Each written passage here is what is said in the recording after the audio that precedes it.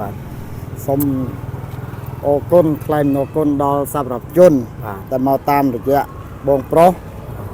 ដល់កងទ័ពជួរមុខ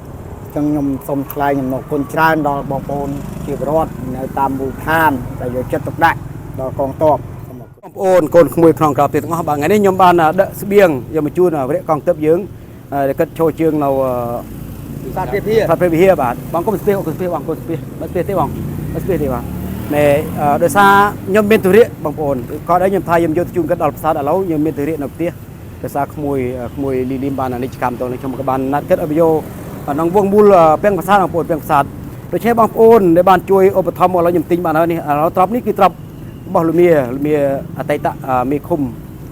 សង្កាត់គុនគ្រៀលឥឡូវគាត់បានជួយមកឥឡូវប្លែប្លុកខ្ញុំទិញលងវែងមាននេះបងប្អូនមានត្រីស្រស់ត្រីរស់នេះ1គីឡូជាងត្រីនេះបាទដើម្បីឲ្យបងកងទ័ពយើងហូបឥឡូវនេះមានសាច់ជ្រូកប្លែប្លុកបាទប្លែតម្លៃស្រស់បងប្អូននេះមានទឹកត្រីទឹកស្អ៊ីវទឹកសិត200យូរជាងបាទចិត្តសឹកសិតរបស់ខ្មែររបស់យើងបាទនេះមានភេសជ្ជៈបាទបងប្អូនបានជួយតាមរយៈខ្ញុំឥឡូវខ្ញុំបានយកមកដល់រយៈកងទ័ពយើងហើយបាទដូច្នេះនេះគឺបងបាទនេះគឺបងប្អូនបីស្គាល់ហើយបងនេះបាទឥឡូវពេជ្របងបានមកធ្វើវិរិយកងទ័ពខ្ញុំត្រឹមមិញខ្ញុំជាអតីតអនុប្រធានភូមិរបត់ខ្ញុំបានមកចូលបម្រើកងទ័ពនៅផ្សារព្រះវិហារបាទនេះបងក៏ឃើញខ្ញុំមកនៅជួរមុខការលំបាករៀងដូចជាទឹកហូបដូចស្អីបងបានដឹកជំនួយជួយមកខ្ញុំសូមត្រេកអរដល់បងបាទនេះបងប្អូនឥឡូវបងប្អូនមិនមកតែមកលើទេបងប្អូនជួយមកទៀតខ្ញុំយកមកទៀតឥឡូវនេះគឺទឹកចិត្តបងប្អូនបានជួយតាមរយៈខ្ញុំឥឡូវខ្ញុំបានយកមកដល់បងហើយបាទសូមអភ័យទោសបងដែលបានឡើងដល់លើដោយសារខ្ញុំមានទុរៈនៅឥឡូវខ្ញុំយកមកជូនគាត់ក្នុង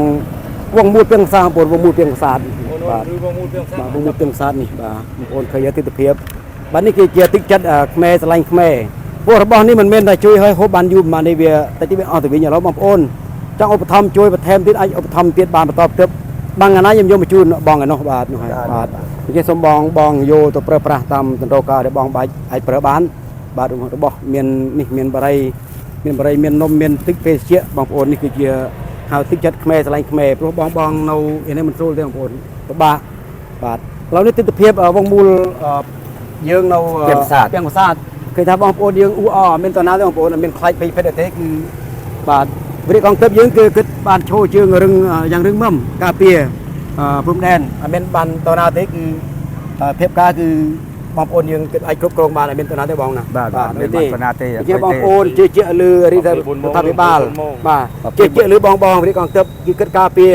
24ម៉ោងឬ24ម៉ោងបាទបងប្អូននៅជួរក្រោយគឺចាំតែលើកទឹកចិត្តគិតអស់បើពួកគិតគេនៅជួរមុខគឺការពារយើងអស់គ្នាអញ្ចឹងបងប្អូនកូនក្មួយក្នុងក្រៅប្រទេសទាំងអស់ចង់ឧបត្ថម្ភបន្តទៀតអាចឧបត្ថម្ភបានបាទតាមរយៈខ្ញុំមកដឹកជូនមកដល់បងតែម្ដងបាទនេះអរគុណបងបាទសូមអរគុណថ្លែងអរគុណដល់សម្រាប់ជនដែលមកតាមរយៈបងប្រុសដល់កងទ័ពជួរមុខចឹងខ្ញុំសូមថ្លែងអរគុណច្រើនដល់បងប្អូនជាពលរដ្ឋនៅតាមមូលដ្ឋានដែលយកចិត្តទុកដាក់ដល់កងទ័ពសូមអរគុណបាទអរគុណបាទនេះជាបងគិតនេះបងប្អូនស្គាល់បងប្អូននេះស្គាល់ខ្ញុំអត់ស្គាល់បងបាទ